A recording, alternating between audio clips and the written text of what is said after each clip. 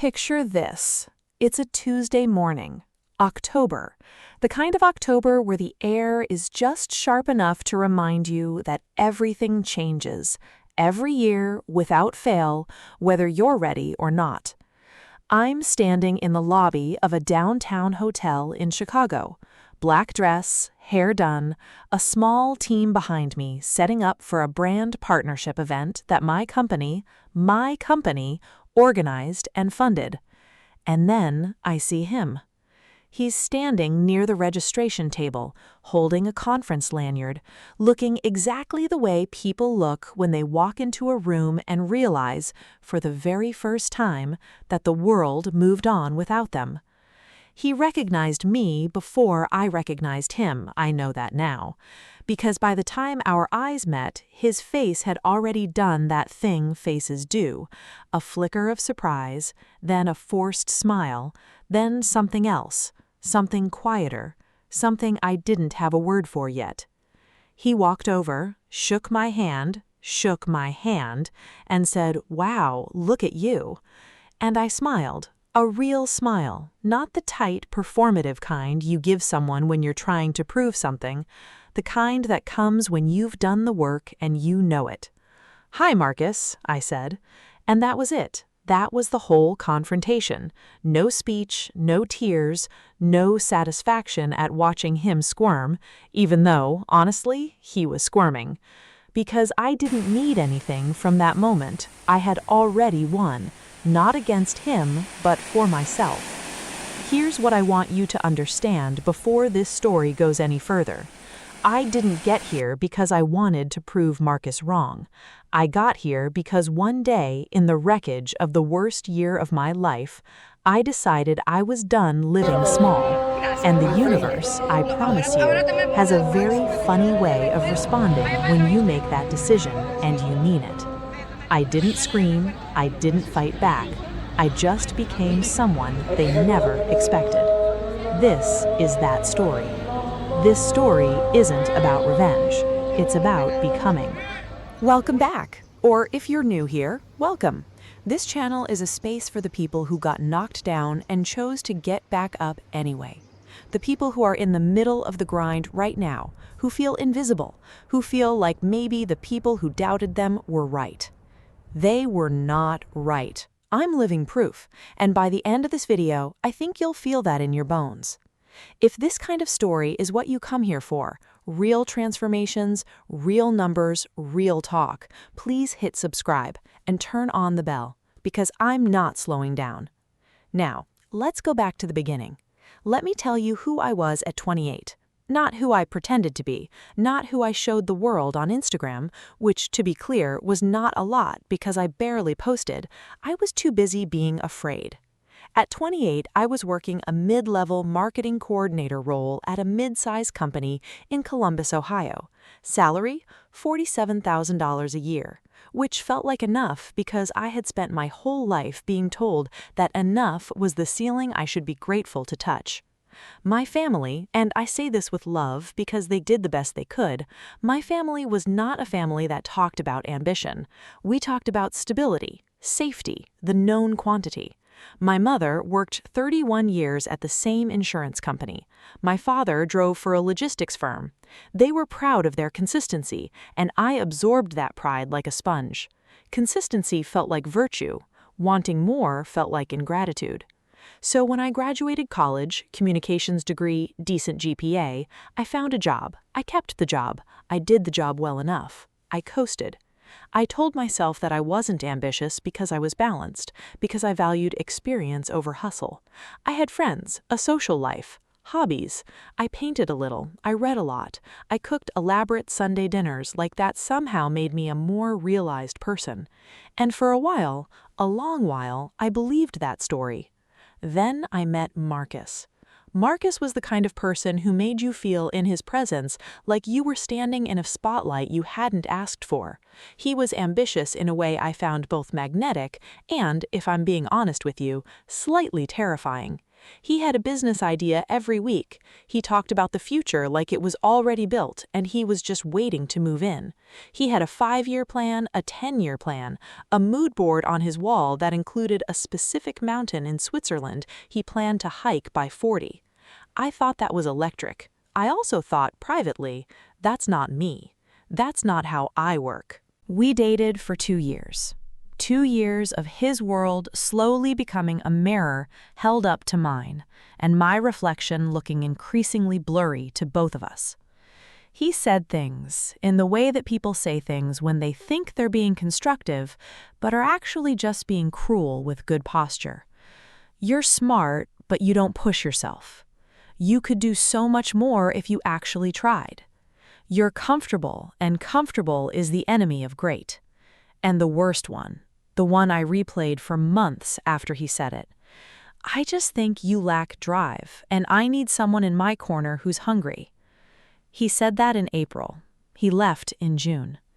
Took his mountain mood board and his 5-year plan and his judgments about my ambition, and he walked out of a relationship that, for all its friction, I had genuinely loved.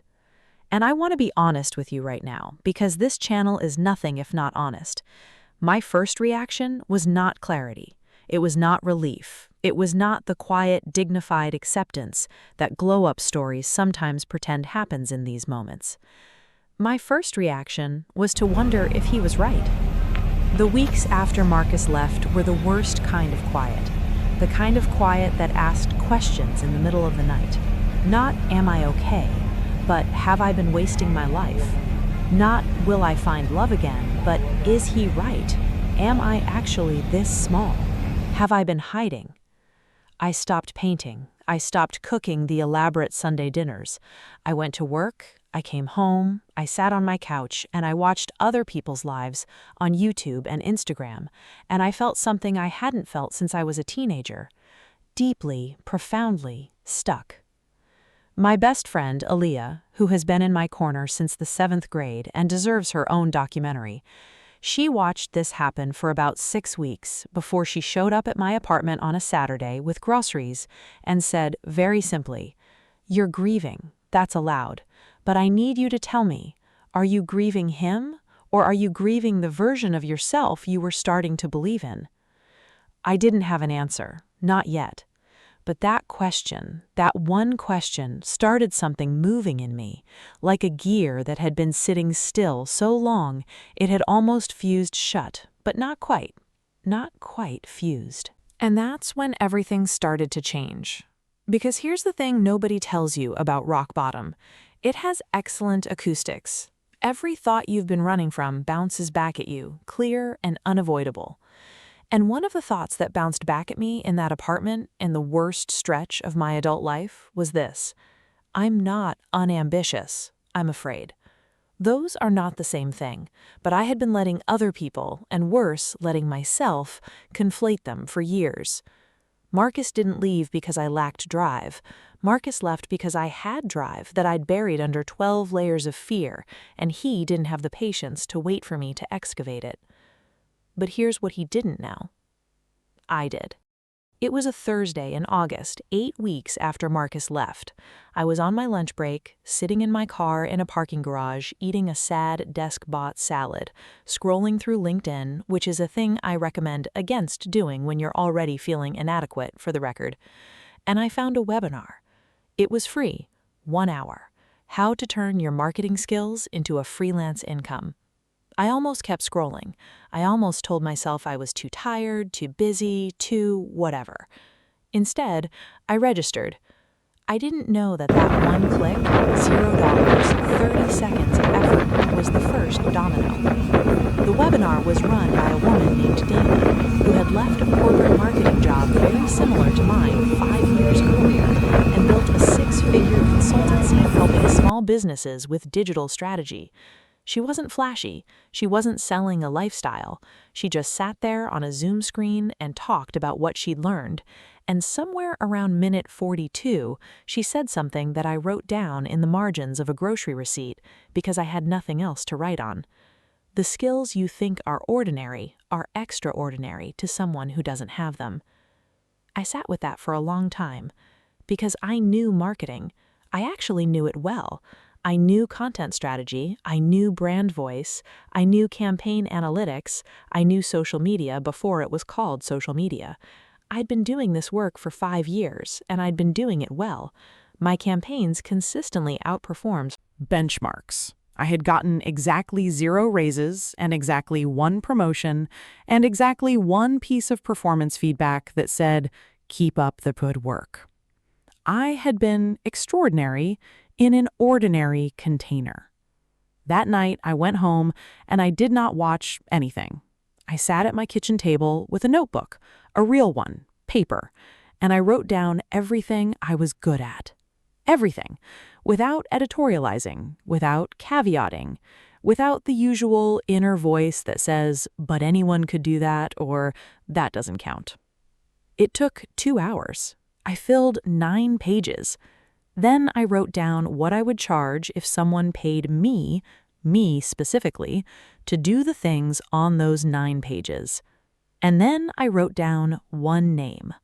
The name of a local small business I'd been following on Instagram, a boutique skincare brand run by 2 sisters, whose marketing was, gently, a disaster. Beautiful products, terrible digital presence, no strategy, no consistency, no voice. And I thought, what if I just sent them an email?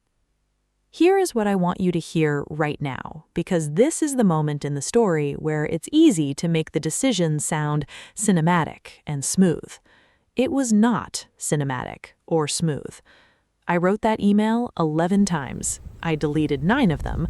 I sent the 10th version at 11:47 on a Wednesday night, and then I put my phone face down on my nightstand and lay there in the dark, convincing myself I had made a terrible mistake. 3 days later, they wrote back. They said they had been looking for exactly this kind of help. They asked if we could meet. We met at a coffee shop. They offered me a 3-month contract, $1,200 a month for part-time strategy consulting. $3,600. That was what I said yes to. And it was more than just money. It was the first time in my professional life that someone sought me out specifically, valued me specifically, and paid me specifically for what was in my head. I cried on the drive home. Happy tears, terrified tears, both. I kept my full-time job. I worked the consulting contract in the mornings before 9 a.m. and on weekends. I slept less, I ate badly, I missed social events. I told people I was busy without explaining what I was busy with, because I was not ready for the weight of other people's skepticism. And I kept going. By month 3, the skincare brand's Instagram engagement had tripled. Their email list had grown from 800 to over 3,000 subscribers. They had their best sales month ever, a 47% increase over the same period the year prior. They renewed the contract, this time at $2,000 a month. And they referred me to 2 other small businesses they knew. And that's when everything started to change. But I want to stop here and tell you something that the success metrics leave out, because I think this part matters as much as the numbers. During this period, these first 6 months of silent, invisible work, I was also doing something else. I was processing. I started therapy in September, not because I was in crisis, but because Aaliyah, bless her, sat across from me one day and said, "You need a professional to help you unpack all this, because I love you too much to be objective." So I went, once a week. And I started pulling apart the story I'd been telling myself for decades. The story that staying small was the same as staying safe. That wanting more meant risking what you had. That ambition was something that belonged to other people, louder people, braver people. My therapist, Dr. Powell, asked me once, "Whose voice told you you weren't capable of more?" I didn't say Marcus, because Marcus was just the latest echo. The original voice was older than Marcus, quieter, more familiar. It was the voice of every moment in my childhood where enthusiasm was met with caution, where excitement was tempered with "but what if it doesn't work out?" Where the message, repeated in 1,000 small ways, was "don't get too big, don't risk too much, don't fall too far." Those voices weren't malicious. They came from love. But love can still limit you if you let it. In therapy, I started learning how to love the people who had given me those voices, and let go of the voices themselves. Meanwhile, the clients kept coming. Month 6, 4 clients, $6,800 in monthly revenue from consulting. Month 8. I hired a part-time virtual assistant, my first hire. Her name is Priya. She still works with me today. Month 9. I gave my notice at my full-time job. That day, the day I handed in my resignation, I sat in my car afterward in the parking lot and I called Aaliyah. "I just quit," I said. She screamed so loud I had to hold the phone away from my ear. I was terrified. I was also, for the first time in years, exactly where I was supposed to be. Transformation is a word that gets thrown around a lot in self-improvement spaces, and I want to be careful with it here because what happened to me was not a montage. It was not a before and after photo. It was not a single epiphany. It was Tuesday mornings answering emails at 6 a.m. It was spreadsheets that didn't make sense at first, then slowly did. It was learning about contracts, about scope creep, about how to have hard conversations with clients who wanted more than they were paying for. It was Priya and I on a video call at 9 p.m. figuring out deliverables calendar. It was reading books I'd never thought to read, about pricing strategy, about positioning, about how agencies scale. It was making expensive mistakes and refusing to be paralyzed by them. Month 12. $10,200 in a single month. 5 figures, my first time.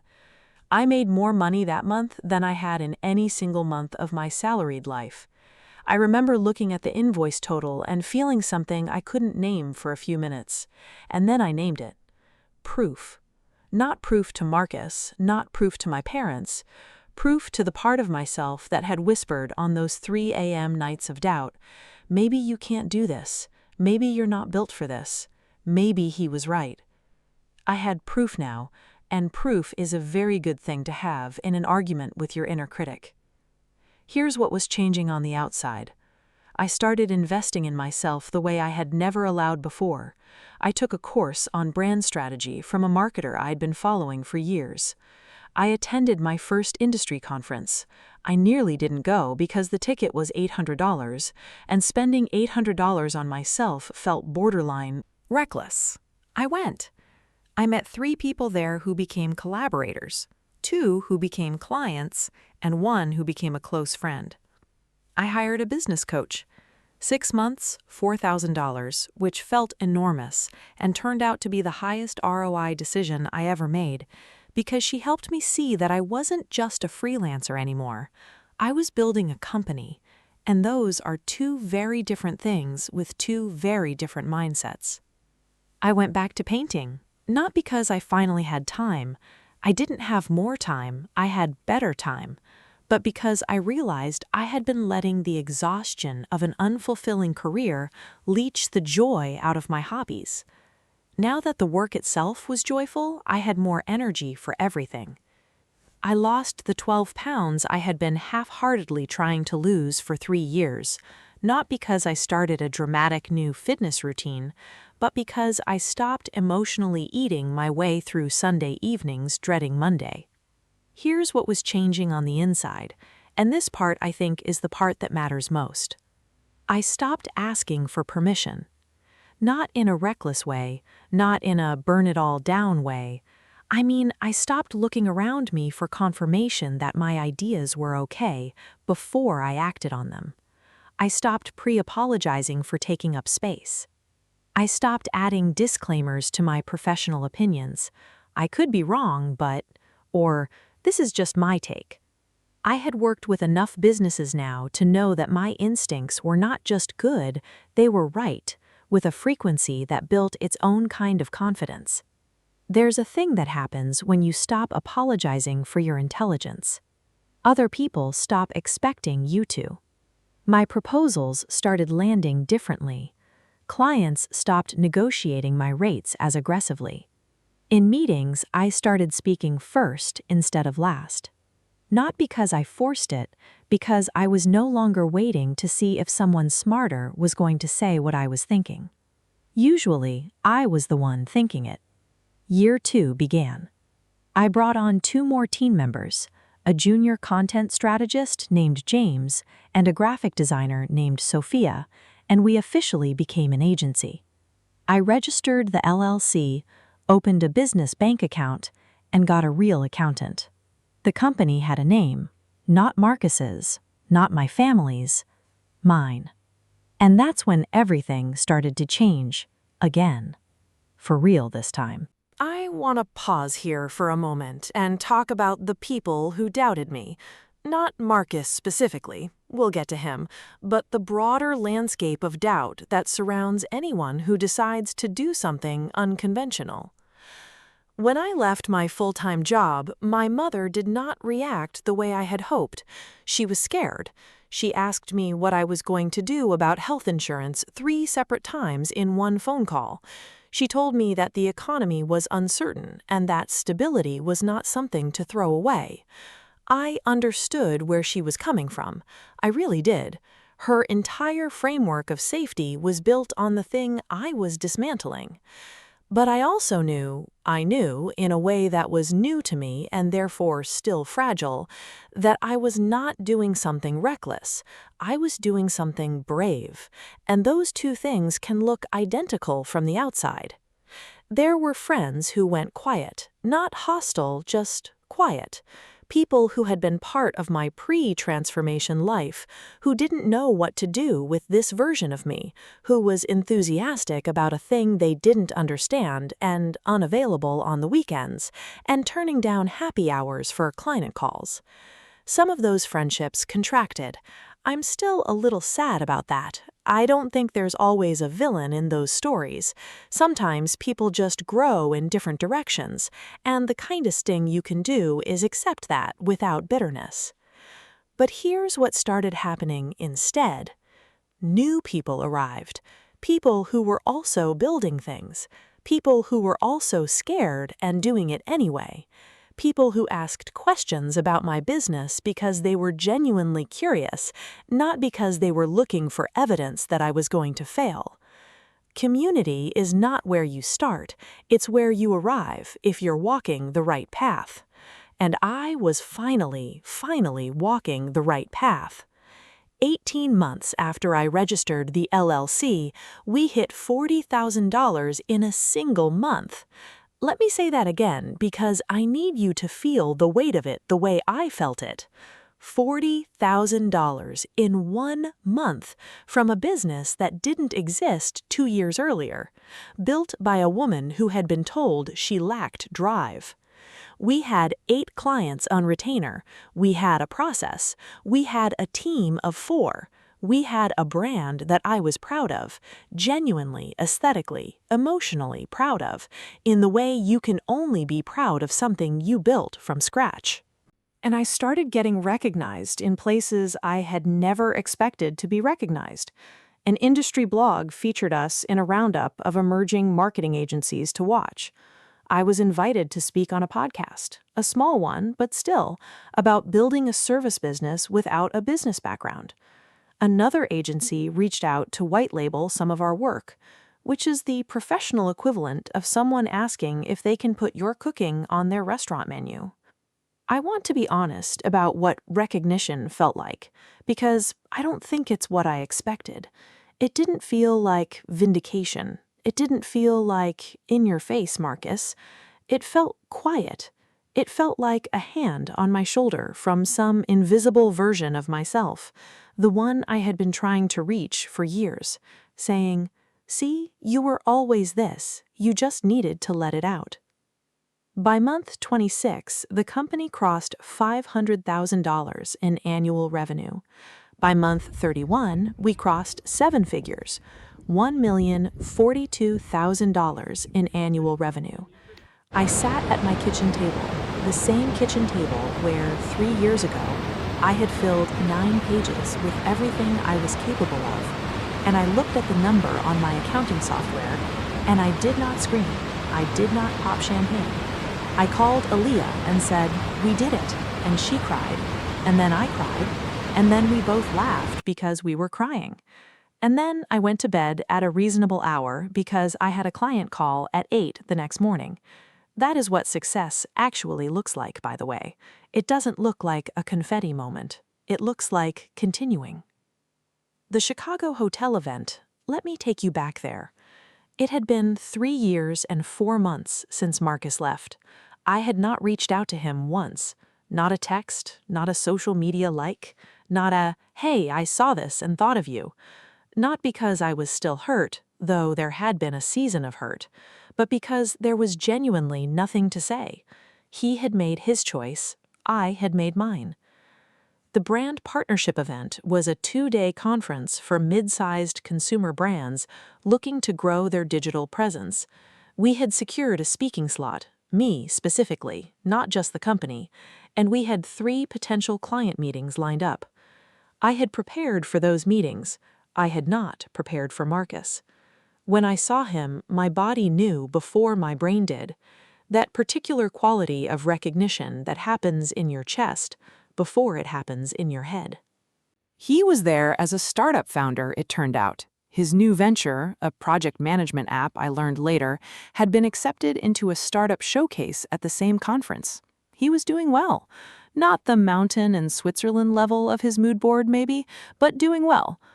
And he saw me, in my black dress, with my team, with my badge that said keynote speaker because I had been added to the roster 3 weeks earlier as a replacement speaker. I watched his face process that information. He walked over.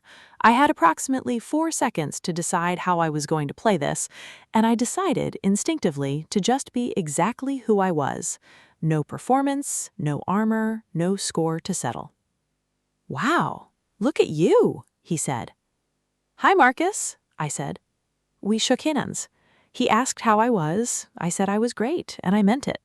He said I looked amazing, and I said thank you without the hedging I would have done before, without the, "Oh, I'm just tired," or "It's the lighting," or whatever automatic deflection I used to reach for when someone complimented me. He asked what I was doing there. I told him, briefly, without elaboration, without performance. I had a marketing agency. We were a speaker. We had clients at the conference. He was quiet for a moment, and then he said in a tone that tried very hard to be casual and wasn't quite, "That's really impressive." And I thought, I know. Not arrogantly, not to his face. I didn't say it to his face. But internally, in the quietest and most confident part of myself, I know it's impressive. And I also know that the impressiveness was always there. You just couldn't see it, and I couldn't either, yet. He asked if we could grab coffee, catch up. He said something about having read some of my work online. Apparently, I had a LinkedIn article that had circulated in some marketing circles, and he said he'd love to hear more about the business. I want to be very honest with you about what I felt in that moment. Not triumph, not bitterness, not the vindicated villain wins energy that lives in the revenge fantasy versions of this story. I felt something much simpler and much harder to describe. Wholeness. The kind of wholeness that comes from having absolutely nothing to prove to the person in front of you, because you've already proven everything to the only person who ever really needed to see it. "I'd love that," I said, "but I have a full schedule this week. Let me give you my business card." I handed him my card, which is a beautiful card, by the way, because I had a designer who cared about such things, and he held it with both hands and looked at it for a moment like it was something he was trying to memorize. And then I smiled, and I said it was good to see him, and I went back to my team. He never emailed. I wasn't surprised, and I wasn't disappointed, because that interaction was not unfinished. It was perfectly, cleanly complete. Here's what I've learned about the doubter encounter moment that the glow-up genre loves to mythologize. It almost never looks the way you imagine it will. In the fantasy version, the doubter is visibly devastated. They grovel, they apologize, they beg for a second chance. You deliver some perfect cutting line and walk away in slow motion while the music swells. In real life, real, lived, human life, the person is just a person, slightly older, slightly surprised, trying to navigate a moment that is awkward for them in ways they don't know how to articulate. And the gift, the actual gift of doing the work on yourself, is that you don't need them to grovel. You don't need the apology. You don't need the cinematic scene. Because you are no longer living in the story where they were the antagonist. They're barely a footnote. Marcus was not the villain of my story. He was a catalyst. And catalysts, whatever form they come in, whoever delivers them, deserve a strange kind of gratitude. Not the kind you express to the person, not a thank you card, but the private kind. The kind where you acknowledge, honestly, that the worst thing that happened to you was the starting point of the best thing you ever built. After the conference, I flew home, picked up my cat, her name is Cleo, and she has zero interest in my business accomplishments, and I sat on my couch and I thought about all of it, the whole arc, the parking garage salad, the deleted emails, the 6 a.m. mornings, the resigned letter, the first invoice, the first renewal, the first hire, the first conference speech.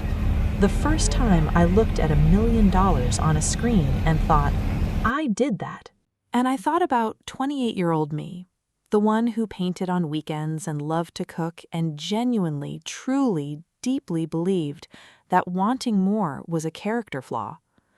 I thought about her sitting on that couch after Marcus left, asking herself if she was as small as he said she was.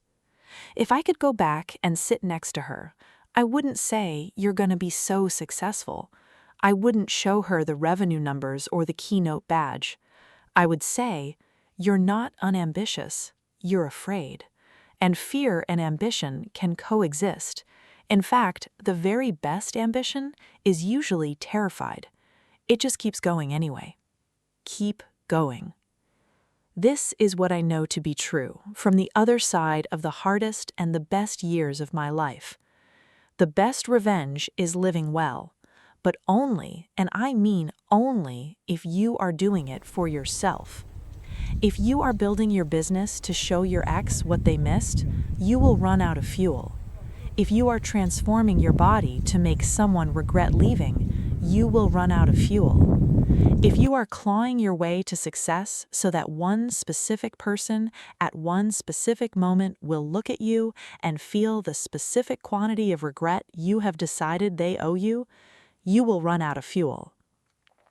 But if you are building because you finally decided to stop being afraid of your own capability, if you are transforming because the version of yourself you've been ignoring finally got loud enough that you had to listen, if you are doing the work not for the encounter moment, but for the ordinary Tuesday when you look at your life and recognize it as yours, truly yours, built by you, belonging to you, you will never run out of fuel.